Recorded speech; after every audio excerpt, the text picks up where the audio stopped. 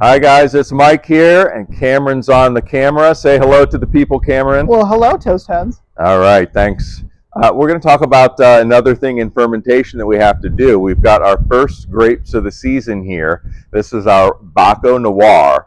It's fermenting right now in this bin. I don't know, Cameron, if you've got a nice close-up of the grapes here. Can do that. But we're getting ready to do a punch down. And what does that mean, a punch down? Well, I'm going to get up here. I've got my punch down tool. And 2 or 3 times a day, I've got to come in here and push these grape skins back into the fermenting wine. So if you remember, if you watched our last episode about pet nat, you'll remember that CO2 or carbon dioxide is a natural product of fermentation. And what it actually does when a red wine is fermenting on the grapes and skins and seeds, it lifts up all of those skins and actually will bring it out of contact with the wine. Now we want to get these skins and seeds back into contact with the wine because that's what gives the wine its great color. It's what gives it it also extracts some nice flavor and feels from it as well. So it's pretty simple. Got my punch down tool and I'm just going to go right down stand here and punch it down, right? So take a look at this. Look at this. I don't know if you can see that, Cameron. This beautiful, deep look at that color. This deep purple that Baco Noir here is giving us. I'm standing on a step stool. Some winemakers will actually get on top of the bin and they will stand on the bin and punch the grapes down. My reasoning is I think that's kind of gross, so I'm going to use a stool. I would agree. But I guess I would say the real reason is because I'd be worried I'm going to fall into the grapes, if I'm being honest with you. That's really why I don't stand on top of the bin. Very narrow, too.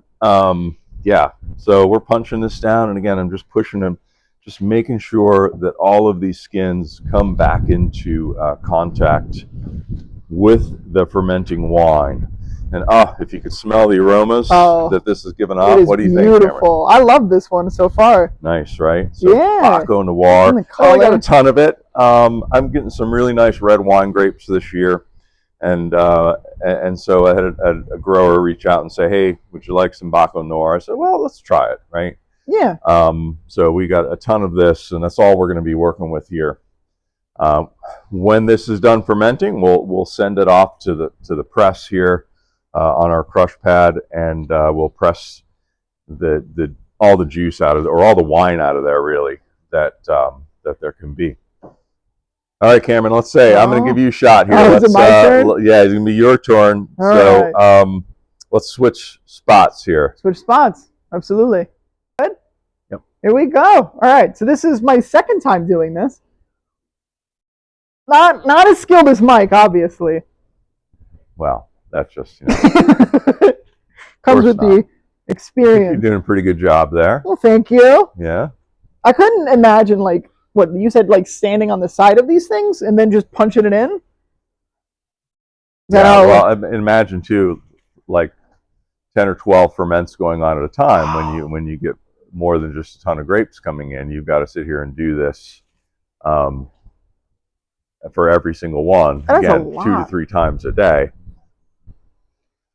Yeah, and you loosened it up too. It's not as tough as it once was. Yeah, it's also it's getting closer to the end of fermentation, so it's probably about 7 bricks of sugar left right now in this wine. So it is starting to slow down a little bit. You can see the CO2 coming from that. It's just bubbling right up in there. Yeah, I was going to ask, what are the bubbles? Yeah, that's the CO2 that's coming from the fermentation there. So it looks like you're doing a great job to me, Cameron. You got all those skins pushed back down into it. Yeah. Also, there's another method of doing this as well, which some winemakers will use, which is called doing a pump over. Pump over. Pump over. So if you can ferment red wine grapes in a tank, and then basically hook your hose up to the bottom of the tank where all the wine's sitting. So instead of pushing the grape skins down, you're actually taking the wine that's on the bottom and pumping it over the top of the skins. That's funky. It's a little bit more of a gentler method. I'm a big believer in punch down. Yeah, old school kind of thing.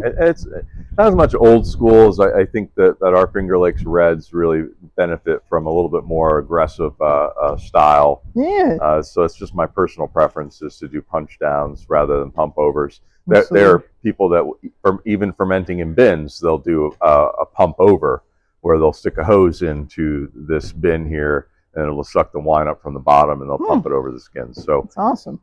you can do pump overs in tank or in bin, but again, I like to do punch downs. So Yeah. No more stepping on them, huh? We done with no that? more, no stepping on these. No, we're past the step on stage All right, cool, here. This cool. is the punch down stage. So good job, stage, Cameron. thank I think you. it's impressive. You might find yourself helping out a little bit more here with some of these punch downs I we'll hope have so. coming up. So That was good. great job, Thank you. everyone. Yeah, cheers. Cheers.